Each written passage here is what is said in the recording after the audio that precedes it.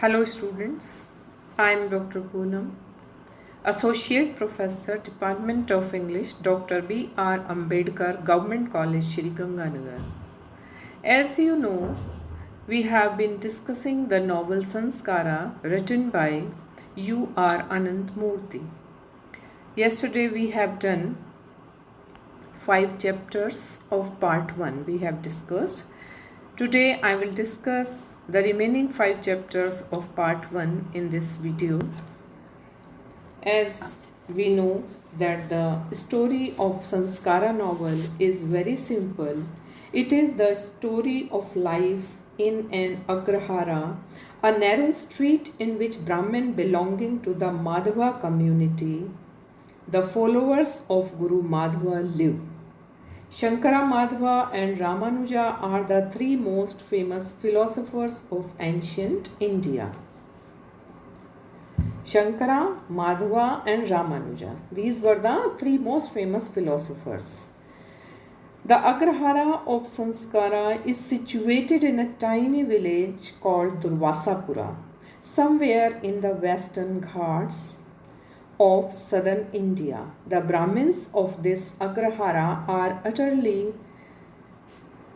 narrow-minded, selfish, greedy and jealous. Their Brahminhood consists solely of fulfilling rules, following traditions which are thousands of years old. They do not understand why they follow the rules. They do not care to understand. They are afraid that if they do not follow the rules, disasters will fall upon them. So they have been following the rules since a very long time. They feel safe as long as they follow the rules and traditions. In this way, the Agrahara of Durvasapura is nothing special. Until a few years ago, many villages and towns in South India had been Agraharas. So there is, I told you yesterday, Praneshacharya is the spiritual leader of Durvasapura Agrahara. Praneshacharya is a very learned and orthodox man belonging to the community of Madhva Brahmins. He has had his Vedic education in Kashi, gaining the title the crest jewel of Vedic learning, means Vedanta Shiromani. He is living in the highly orthodox village of Durvasapura in Mysore province. He is the judge of the Agrahara in all matters of religion, ritual and conduct. His very life is model of self-sacrifice and religious conventions. He married an invalid girl, Bhagirathi, in order to render disinterested service and earn salvation. So we see that we have discussed about the writer. Then we come to the summary of chapter 6. So in chapter 6 we see Lakshmi Devi Amma, above 70 years old, is the oldest living person in the Agrahara. After Lakshmi Devi Amma became an orphan, Garudacharya's father, in order to take her property, took her into his house and took care of her. The further description throws light on the pathetic plight of Lakshmi Devi Amma, who is now 70. And she was a child widow. She has lost her parents, I told you, and parents-in-law even during her tender age, and has to bear the cross with her shaven head, suffering in the hands of the Agrahara Brahmins and becoming the object of exploitation by her kith and kin, Garudacharya and his father downwards.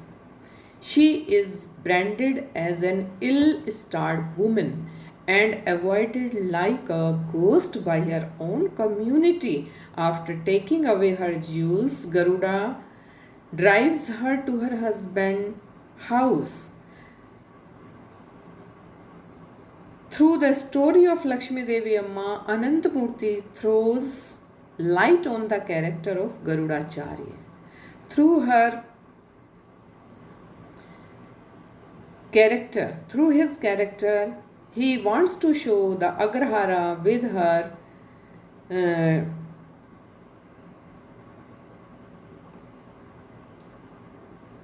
concern on Garuda.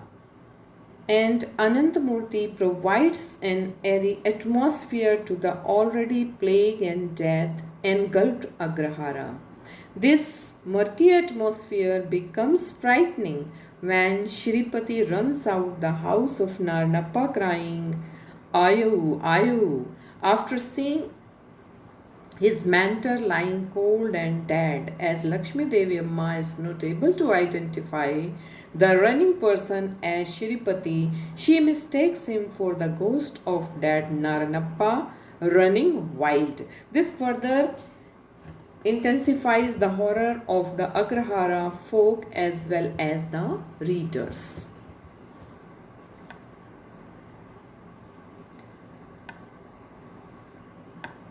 Then we see that a psychological insight into the character of Chandri. In the next episode, we find the description of Chandri's high life as the Narnappa and related Narnappa and describes her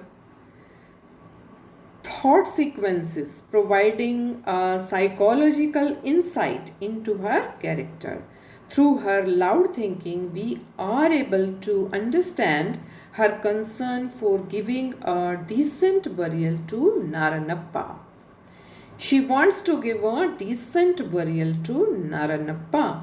However, Chandri does not suffer from any pollution or restriction because of the death of Naranappa.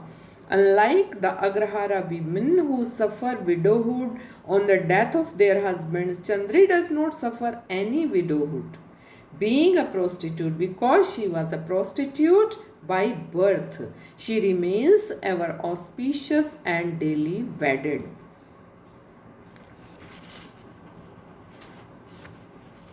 We also, in the next part of the novel, we also come to know from how much Narnappa adored her for her sexuality and kept her in high style.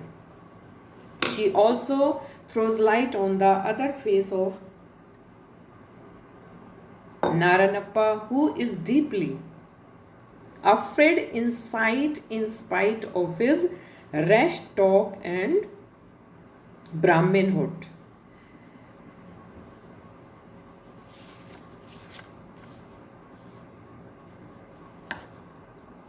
Then come to the chapter 7. In 7th chapter, the stench of dead rats and Naranappa's dead body makes the night sleepless for many in the Agrahara.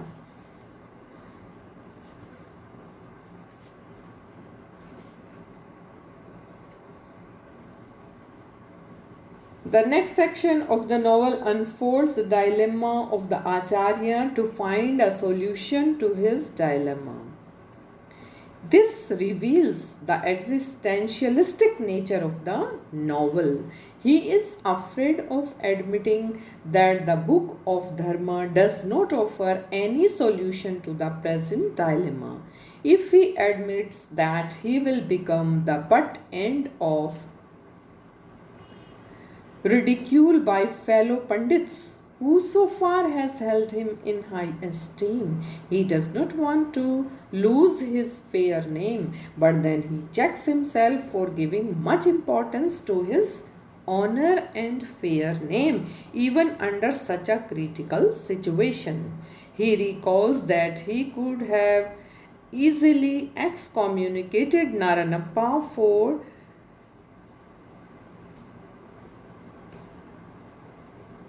the bad name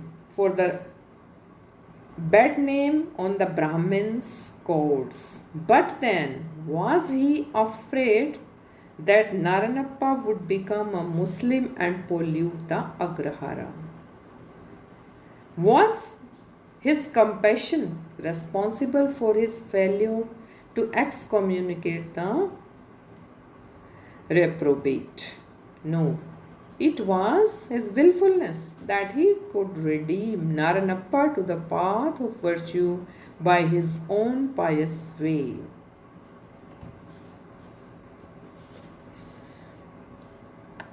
So in chapter 7 also, the Brahmins depend on Praneshacharya for every decision, as I have told you earlier. Hence they gather in front of his house, and when he comes out, he expresses his desire to visit the temple of Maruti, the monkey god, in the forest. The Brahmins accept his decision, hoping he will do the best for the Agrahara. Praneshacharya then goes to the forest to visit the Maruti temple to go ahead with funeral rites as an answer from the idol. He asks Maruti god to give the flower at its right, and if the answer is no for the funeral rite, then he asks the idol to give the flower as its left, at its left. Chandri, meanwhile, unable to face the angry Brahmins in the Agrahara, follows Praneshacharya to the forest.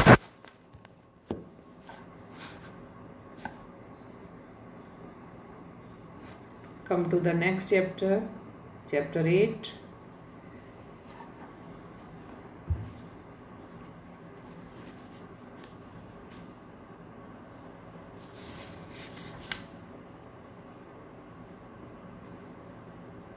In 8th chapter, Dashacharya is unable to bear the law that adults should not eat food until proper funeral rites are given to the dead Naranappa. So, Dashacharya was terrible hunger made him afraid that he would die if he did not eat right then. His hunger was aggravated by the smells of all the food cooked by his wife. Finally, unable to bear it any longer, he left, secretly had his bath in the Tunga river in the burning sun, and walked towards Parijatpura. He soon reached the thatched front yard of Manjavya. His self-respect prevented him from asking for food. So far, he has never even touched water in the houses of these Samartha Brahmins.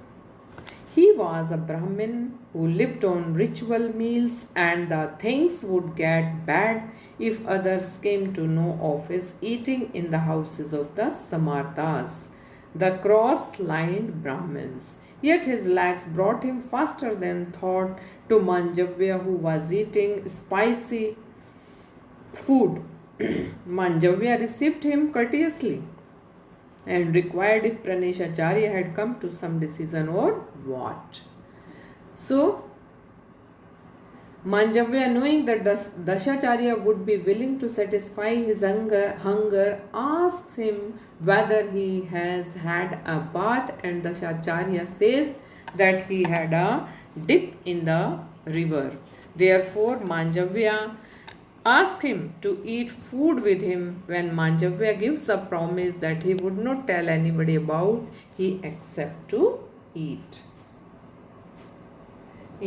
We come to chapter 9 of part 1.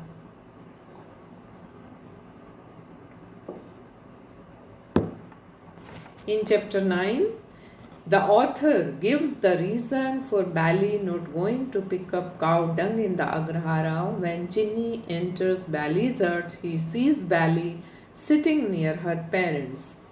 As they don't know the reason behind the sickness, they attribute that to demonic power. Chinni and Bali's talk reveal that Pilla, his wife, and Kauda are also dead.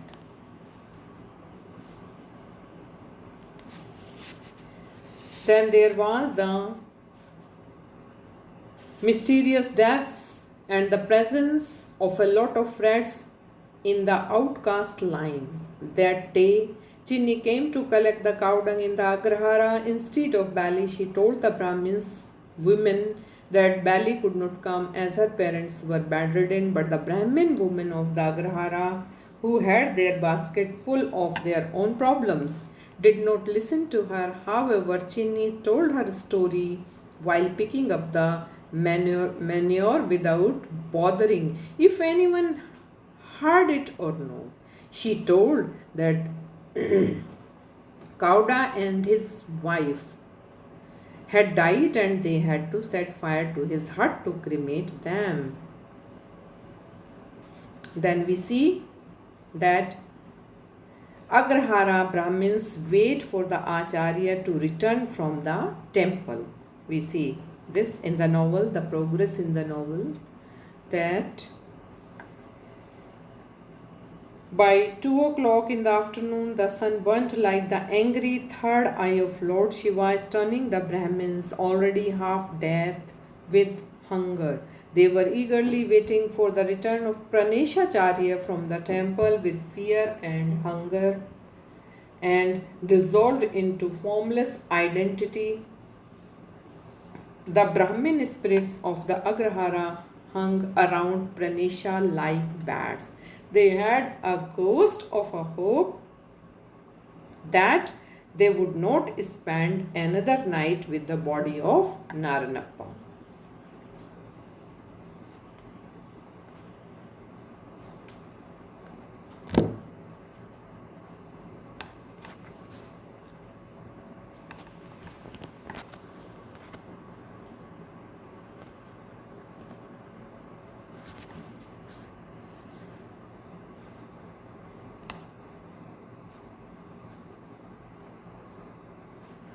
Now we see the summary of chapter 10.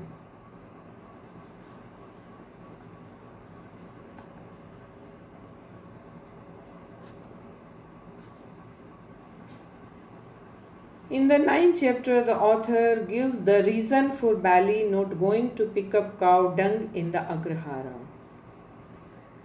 So, in 9th chapter, we have read this, but in chapter 10, in 10th chapter, talks about the unpriestly act of Praneshacharya. This is very important chapter, that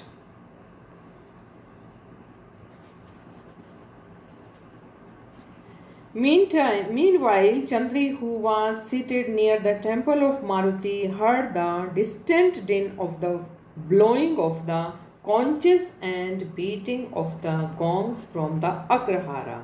She saw the Acharya taking a second bath with the well water in the temple. She felt she was responsible for all the troubles of the Acharya. Then we see in the novel that the next episode describes the futile wait of the Acharya to get the divine decree from Lord Maruti whether or not to undertake the cremation of Naranappa.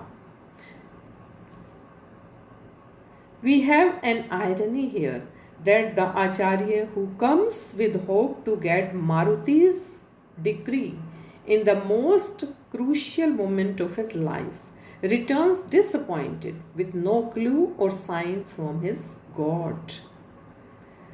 The apathy of Maruti towards Praneshacharya reminds us of the apathy of the Greek gods who are making merry with their nectar and manna, unmindful of the crisis of the suffering people on the earth, as Tennyson describes in his poem Lotus Eaters. Then we see that the Acharya's accidental contact with Chandri, who tries to seek his blessings, leads to his having a sexual affair with her. This is the turning point in the life of the Acharya, who has been a celibate all along with no craving for any woman, howsoever beautiful. Here again we have an irony. The Acharya, who has to come to seek divine guidance to solve the problem regarding the cremation of Naranappa, gets entangled in sexual affair with Chandri.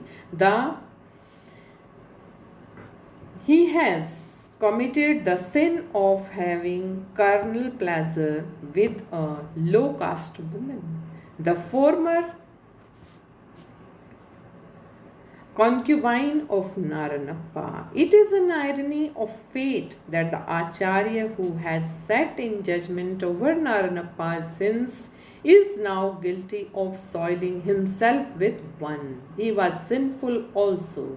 But it must be noted that the Acharya is led towards his sexual affair with Chandri by sheer accident. It was only merely it was an accident. It is not as if he has taken Chandri out of raging lust or by a ploy. Incidents lead the Acharya to be locked in the arms of Chandri, and it is true that he gives himself to her as she too is led towards the blossoming of their slow but intense passion. Anandamurti here describes the scene of the Acharyas taking Chandri in poetic terms. To the disappointed, hungry, and weak Acharya, Chandri becomes both a mother and a mistress. She feeds him with plantains, appeases his hunger first, and then encloses him in her tender folds. No doubt it is the fall of the hero Praneshacharya in the novel Samskara, but this fail is going to open the Acharyas to the sensual delights of life, trying to search for his true identity as if it were a quest. So, Praneshacharya found himself weeping, flowing in helpless tears. Means then in the novel we read that then she took off her sari, spread it on the ground and lay on it, hugging Praneshacharya close to her, weeping, flowing in helpless tears. So here ends chapter 10 of part 1. So this is the end of part 1. So tomorrow in my next video I will teach you part 2 and part 3 of the novel Samskara. Thank you.